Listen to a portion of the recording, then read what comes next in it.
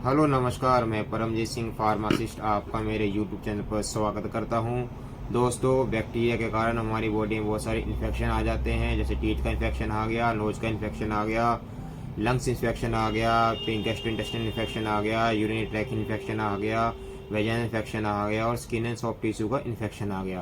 तो उस इन्फेक्शन को, बैक्टीरिया इन्फेक्शन को ट्रीटमेंट करने के लिए आज हम बात करेंगे। उससे पहले अगर आपने मेरा चैनल सब्सक्राइब नहीं करा, चैनल को सब्सक्राइब कर दीजिए, बेल आइकन को अनेबल कर दीजिए। तो उस बैक्टीरिया को, इन्फेक्शन को ट्रीटमेंट जो करा जाता है, हम एंटीबायोटिक और एंटीबैक्टीरियल मेडिसिन के थ्रू करते हैं। तो एंटीबायोटिक मेडिसिन जो है वो है ऑफ्लॉक्सासिन ओरिंडाजोल। आज हम ऑफ्लॉक्सासिन ओरिंडाजोल के ऊपर पूरी बात करेंगे। इसकी कैटेगरी क्या है, ये कैसे काम करता है, ये किस किस बीमारी में काम करता है, क्या क्या डोज होती है, क्या क्या साइड इफेक्ट होते हैं इसके, क्या सावधानियां हमें अपनानी चाहिए, इसके टॉप ब्रांड कौन से हैं मार्केट में जो अवेलेबल है, और क्या क्या आदमी के, जो पेशेंट के मन में क्या क्या कन्फ्यूजन होती है, हम उसके ऊपर भी आज हम बात करेंगे। पहले आते हैं कैटेगरी। ऑफ्लॉक्सासिन जो होता है एंटी माइक्रोबियल ड्रग होती है। ये फ्लोरोक्विनोल फैमिली से बिलोंग करता है। ये जो फैमिली होती है फ्लोरोक्विनोल, ये ग्राम नेगेटिव और ग्राम पॉजिटिव बैक्टीरिया दोनों पे ही प्रभाव दिखाता है। तो ऐसे ही ओरिंडाजोल होता है, ये एंटीबायोटिक होती है, जो कि एंटीबायोटिक मेडिसिन होती है, जो कि प्रोटोजोआ और जो बैक्टीरिया होता है उस पर जाके वर्क करता है। हम इसकी बात करेंगे वर्क की, ये काम कैसे करता है। जब एंटी मेडिसिन जो ऑफ्लॉक्सासिन ओरिंडाजोल जब बॉडी में जाता है और पेट में जाके इसका अब्जॉर्प्शन हो जाता है, उसके बाद क्या होता है, जो डीएनए की जो सेल वॉल होती है, जो डीएनए का जो एंजाइम होता है, ये उसकी सेल वॉल के अंदर घुस जाते हैं, और उसके सेल में घुसने के बाद जो प्रोटीन संश्लेषण हो रहा है, जो बार बार डीएनए अपना प्रोटीन संश्लेषण कर रहा है, इसके कारण वो ग्रोथ करे जा रहा है, तो उसकी प्रोटीन संश्लेषण को वो जाके रोक देते हैं, उसके डीएनए पे जाके वर्क करते हैं, उसके डीएनए एंजाइम को भी ये रोक देते हैं, जिसके कारण वो जो है उनका प्रोटीन, उनका जो है विभाजन होना बंद हो जाता है बैक्टीरिया का, और वो जाके स्टॉप कर दिया जाता है उनको। ये किस किस बीमारी में काम आता है। जब डायरिया हो जाए भी किसी पेशेंट को, तो आप इसे ले सकते हैं। यूरिनरी ट्रैक्ट इन्फेक्शन में भी आप ले सकते हैं। यूरिन ट्रैक्ट इन्फेक्शन में आप ले सकते हैं। यूरिन इन्फेक्शन हो जाए मेल फीमेल दोनों को, तो दोनों ही इसे ले सकते हैं। अगर लंग्स का इन्फेक्शन हो रहा है, जैसे निमोनिया वगैरह हो गया, या कोई ऐसा इन्फेक्शन बॉडी में लंग्स में पैदा हो रहा है, तो उसमें आप ले सकते हैं। स्किन पे कोई इन्फेक्शन हो गया, उसमें ले सकते हैं। दांतों में इन्फेक्शन में आप यूज कर सकते हैं।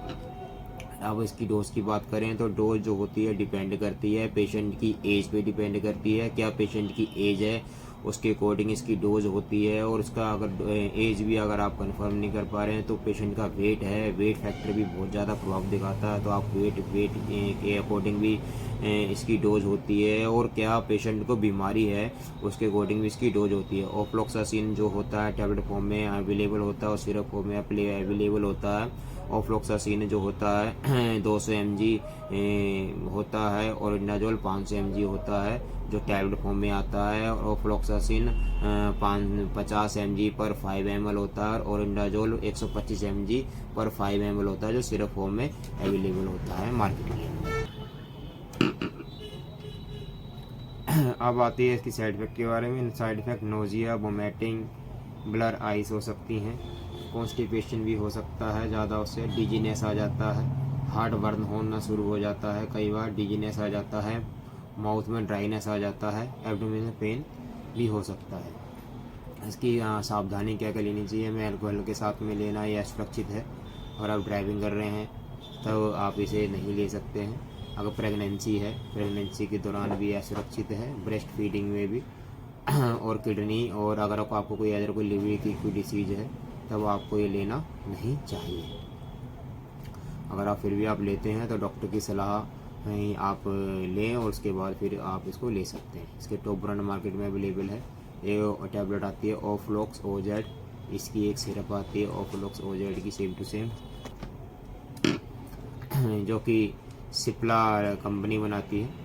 ऑर्नोफ आता है, जो अरिस्टो कंपनी बनाती है। जेनफ्लॉक्स ओजेड आता है, जो मैनकाइंड कंपनी बनाती है। जेनोसिन ओजेड आता है, जो अरिस्टो कंपनी बनाती है। सन फार्मा कंपनी बनाती है। ऑर्नी ओ आता है, जो जेडसी कैडिला कंपनी बनाती है।